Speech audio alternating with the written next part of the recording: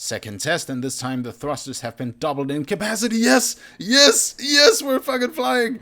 I knew it, okay? I fucking knew this would be able to work somehow. It's not very steady, like it's not stable at all. I think we're about to crash into the forest. Oh shit, what a headache this guy must have. What's up, guys? Welcome back to some more Scrap Mechanic, and I am happy. I'm at peace. I am kind of lost for words. I am a lot of things right now. The latest venture, I would say, into Beast Technology series has finally been sort of halfway completed. This is a Mark 1, and I am sort of afraid to turn around because it is right behind me. Maybe this set of sort of stairs here, like over to the right, is enough to give you an idea at least of how tall this thing is. So I have built something absolutely incredible, and guys, this marks the crowning achievement of the channel. And I know that I say that in every single episode in terms of Scrap Mechanic builds, but I feel like it's getting better and better every single time, and that's also what I'm trying to do with these Scrap Mechanic videos. However, there is one thing that you need to know about recording Scrap Mechanic, at least for me, is that I try to outdo myself in every single episode. Like, I try to build something new and something exciting. You know what, let's go for a walk in the park. I'll come back to whatever is behind me over here, but let's go for a walk in the park while I talk. But yeah, I always try to sort of outdo myself in a way, if that makes any sense. So I try to make the content better and better, and the builds better and better. And there is always kind of a 50-50 chance going into it whether or not you're gonna fail completely and waste 2 or maybe even 3 days on a project, or if it's gonna be nailed. And this time, guys, I feel like I have nailed at least what is a Mark 1, and this is a prototype. So I just want to get that out there because there's still some features that I kind of plan on getting on the thing. But yeah, I'll see how that goes, because it is insanely big in terms of functionality, also in terms of size, but mostly functionality as well, even though the spider web on it doesn't actually look that advanced. And it's also a kind of a rainy day here, so I hope that that doesn't go into the microphone like the rain. It is very subtle rain right now, but it can, yeah, be more. Also, right behind this bush, a little bit further down the road, like on that platform there, is the thing. And guys, you know how I always show off 2 or 3 things in the beginning of an episode just to sort of see what I've updated? Well, today is a little bit different. I'm not going to go for anything that I've done before. This is purely to show off this thing. But guys, are you ready? Are you ready for the biggest and baddest and most advanced thing that I've ever done in Scrap Mechanic? Here he is. This is, I have no fucking clue what to call this thing. I was thinking about the Scrap Mech, because that sort of relates to Scrap Mechanic, but just Scrap Mech. But maybe also Beast Mech.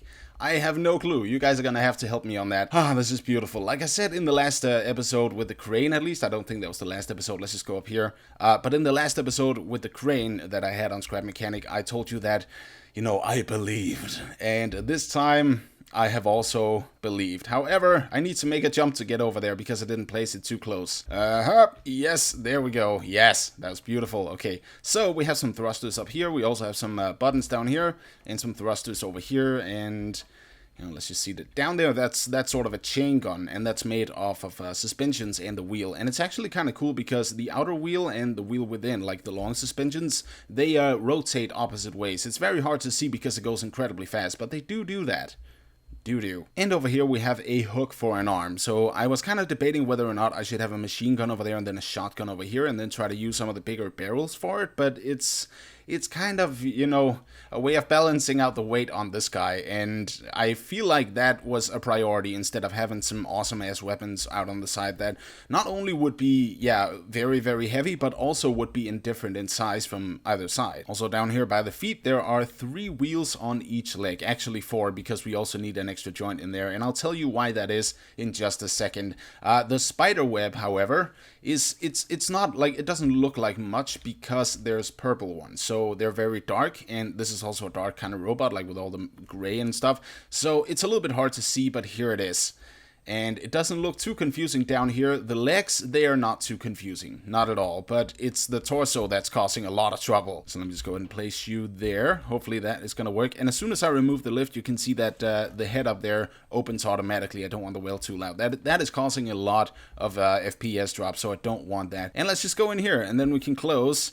Here we go. This is amazing. And I just want to, yeah, remove the HUD because that way you can see it a little bit better. Okay, so control time. Here you have the left arm and that is activated on 1. So you pull that up. And number 2 will fire the cannon. And it's very hard to see, but this is what I was talking about, that they're basically going in the opposite directions. The other arm over here, and this is going to cause a lot of FPS drop, I know this from experience, is the claw that you can basically also open and close and then pull up and down. So that's really it. But there's also something hooked up to the driver's seat, and that is to be able to rotate your arms. Now, of course, being a robot and everything, that's all well and good, but it is actually capable of walking. And when I say walking, I mean baby steps, okay? I mean very tiny steps, but it is able to keep itself upright with the help of the thrusters on the shoulders. And also, if you go in here, you actually, I mean, not really so much out on the side. Also, hello, Darius.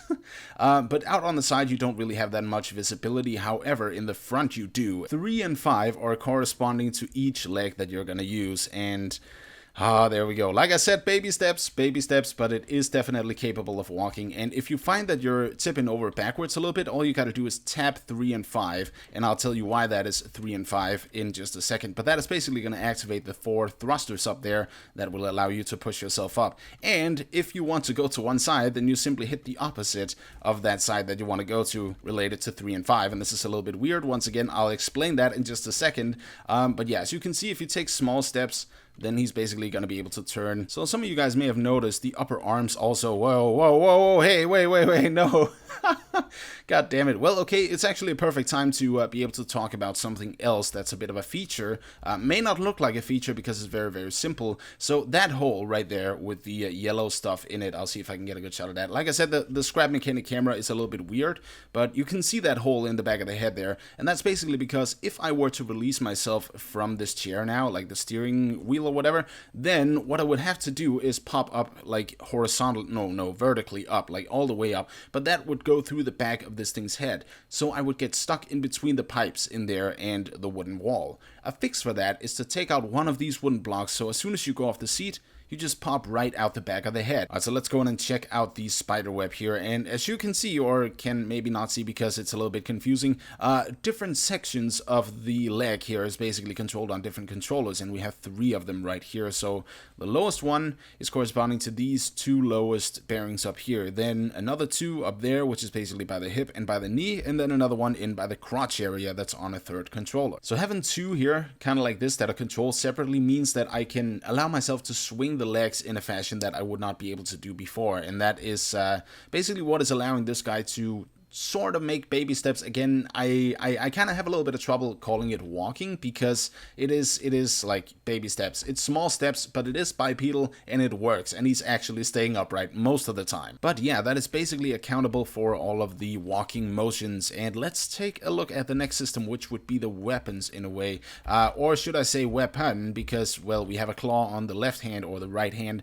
But yeah, the other one is a little bit better. That is the chain gun over here, and it is incredibly fast. I also figured out that as soon as I do this, like raise both arms, then lag commences like crazy, so I'm not going to have to do that. And again, I have to reset it because that's just the way it is. It creates a lot of lag and it doesn't go away, and I'm not quite sure why. You can sort of begin to understand why I built this thing in the first place, because I needed something to get up there. And this is not perfect. Like, I was actually having this whole contraption here at the other side and then having the mech walk this way, but I felt like the lighting was a little bit better over here, so I changed it. But yeah, let's take a look at this guy, and actually I'm just gonna remove that because that was a security gate into the insides of this guy. There's not really much to show on the inside, by the way, because this is actually a system that I'm not using as of right now. As you can see here, we have 2 sensors on either side and 3 controllers. The controllers were basically meant to control some arm action up there, along with this one over here on the corresponding side, and then this controller would control the door that is now completely gone. Also, we got a little engine down here that we can use, and that is on full power, and that is actually powering the chain gun out here.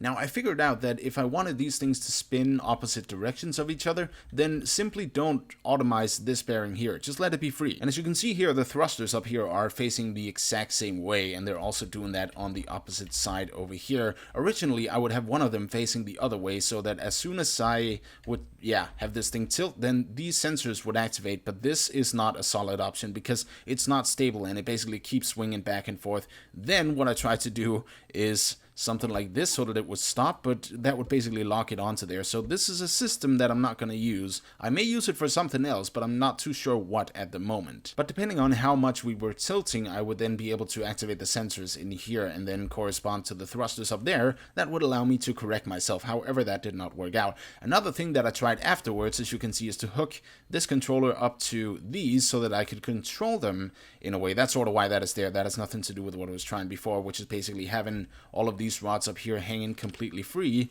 God, it's really impossible to see anything in here, also with the lift in my face. But yes, I figured as soon as I would walk, then I would also set these rods up here to go into a position where they would just touch that sensor right there and allow this to basically be activated. But as soon as I would let go of the button, then it would go out of the range of where it was, yeah, activated. So that would also create some torque up here that could allow me to stay upright. However, that didn't work at all. Next up is the flight system, and there's no flight system right now, but that is something that I have been thinking about with this guy, and it is a little bit hard to do because I was kind of going to strap a backpack on the back of him, like right up here, and then maybe even close down. Yeah, I didn't even close that off. That's kind of stupid, but maybe close off that room again and maybe actually put some thrusters in there instead of that system so that he could fly. You know what? I think I'm gonna try that. Oh, wait. Okay, I messed something up here. Right, yeah, as you can see, things are a little bit strange here. I'm gonna try to put it back onto the lift so that I can fix the frame rate. I am now at 12 frames per second, and it is going down like crazy. Hang on a second. Where the fuck can I... Okay.